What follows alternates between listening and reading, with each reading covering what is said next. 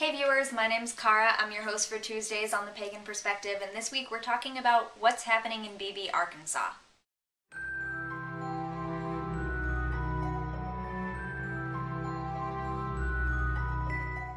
This week's topic was brought to our attention probably back in June or July of this year because the article that they linked to came out in June, and that's when the Wild Hunt blog did an article about what's happening in Beebe. That article, the link is in the description, links to several related pages, and then I have also linked to the direct page on the Seeker's Temple webpage that the article refers to, and also to another article about the same topic but from the Arkansas Times. Please look through all of the links from the Wild Hunt article, and a lot of them link to the same pages, just to reiterate where it's coming from. But some of them do go to other pages, so please make sure that you check all those out, read as many of the different things as you can to get a pretty good idea of what is out there. And then the topic is just, they just wanted to know our thoughts and what we think about the situation, and they said that it kind of reminds them of the Fox News thing, and that if there's just enough support, maybe something could happen. So, first of all, I want to say that I did not plan to wear these two scrunchies with this shirt. I realized it earlier today at work, and I thought it was ridiculous too. So, if you noticed, I'm right there with you. But anyway, what's happening in Beebe is that the Seeker's Temple used to be in one town in Arkansas, and then they moved to Beebe, Arkansas, intending to have their church and shop on their property as they did in this other town. At least I'm assuming that they did in their other town. But the issue is that they ran into a problem all of a sudden with having any of this happen. You know, they had been in communication with the local government and everything seemed fine until, it seems, the point that it came up that they're a pagan temple, and then all of a sudden they started having these problems. And their website outlines the story of how people from the church across the street started coming over, knocking on their door, and this is where they live as well. It is their residence. Knocking on their door and inviting them to come to their church, and repeatedly saying things like that, and saying things really loudly and in a way that could be deemed harassment. And then when the priest of the Seeker's Temple went across the street to the church to ask the congregation to maybe support them and how they could go about getting a meeting with the elders of the church who had been refusing to meet with them, basically just to kind of garner some support or see, let people know that this was going on, because they thought maybe not everyone in the church approves of what is happening. The priest was then later arrested. That's all outlined in these articles. So there are some things that seem kind of inky. For example, why is it not harassment when people are coming and knocking on their door and repeatedly telling them that they should go to church because they need God in their lives, or whatever the case may be, but they consider it harassment when he goes to a public church where he was invited to tell people of the situation. So there are some things that are kind of like, okay, there's something wonky going on here, or where they talk about how their neighbor put up a fence across their driveway to keep people from going to a meeting of their temple, and it was there for a week. All of that, again, all of it is in there. Please go read all of those links before you make any comments, before you make any judgments. Read as much as you can and just get an idea of all of the stuff that is available. So there are definitely some things about this situation that seem not right. But I also have to be aware and remind you all to be aware that we're not getting every little detail. There are some things missing. Several of the articles say that. They say this is one side of the coin, this is the other side of the coin, but we're still not getting everything from both of those sides. We don't have all the details. A lot of this is a legal issue, and there has been legal investigation into these matters. They have had some legal support. They have had people trying to help them with the situation, and there have been some things discovered that were not shared in the articles. And it's just all things that have to do with Arkansas law and zoning regulations and what can actually happen. And then a lot of it is one party saying that the other said something, and the other party saying, no, I didn't say that, I said this. And without having a really good record, we just have what one person says the other says.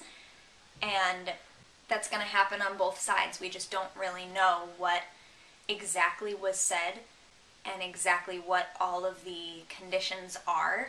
For example, when you read their story on the Seeker's Temple page about how, they said that it was okay for them to have their church there, and then they said, no, it's not zoned for this, there's no zoning for this. And they said, well, there are churches across the street. Oh yeah, well, it's your side of the street isn't zoned for that. Okay, well, what about these people right over here? Oh yeah, it's zoned for that right up until your house. Oh, what about the people on the other side of us? Oh yeah, you're right. Well, it's really just zoned individually. So the way that they've told the story definitely makes it seem like there was some backpedaling, there was some things being said just because it was the best argument that came up at the time kind of thing. So like I said, there are some things that definitely seem shady about this. There are also just a lot of things that we don't know. I am not familiar with Arkansas law.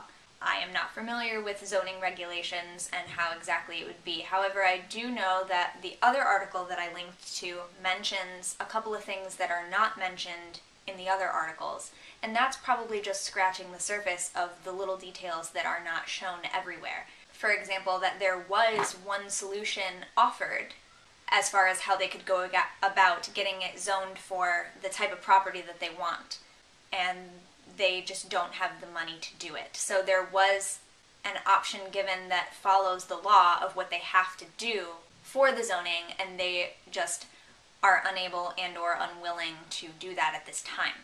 So I feel like I would personally need a lot more details on either side to really be able to tell what exactly is going on. But again, it's largely a legal issue, and there are some things that make me not feel so great about it. There are some things that I feel like need to be looked into, and the fact that I feel like those things need to be looked into tells me that someone has already looked into them, and we just don't have that information. Also, this first came out in June. The other article that I linked to that mentions that it was in the New York Times, that was in July.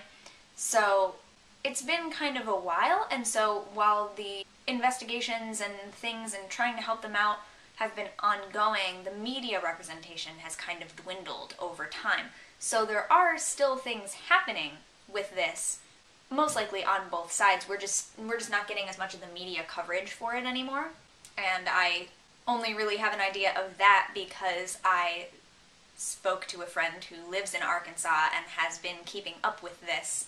And then also we know that it's ongoing because the Seeker's Temple webpage does keep listing things. They don't have the dates for every entry that they added, but there are some from August where their neighbor put up this fence and things like that. So we know that it's still happening. There aren't as many articles about it right now. But I pretty much figure, just like even in a lot of things in life, that if you're thinking a certain thing or if you're feeling a certain way, most likely someone else is feeling the same way. Someone else is thinking the same thing. So if this many of us are concerned about these little plot holes and just like details that we're missing and things that we feel like, didn't anyone, look into that? Didn't anyone do this?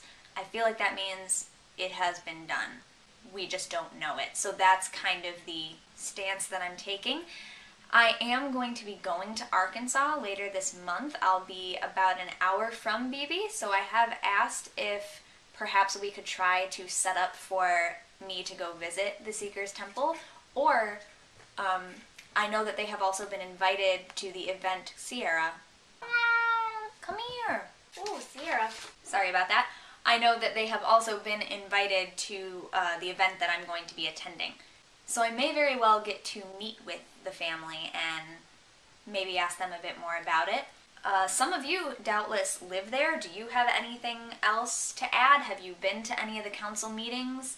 At the very least, I think we can all say that whatever the exact situation might be, that we support the Seeker's Temple in hopefully eventually getting to where they want to be and being able to worship peacefully and not have their neighbors from the other churches being openly hostile. Hopefully not even being subtly hostile, but certainly not openly. So I think we all hope that a solution will come to pass that is good for the pagan community in Arkansas.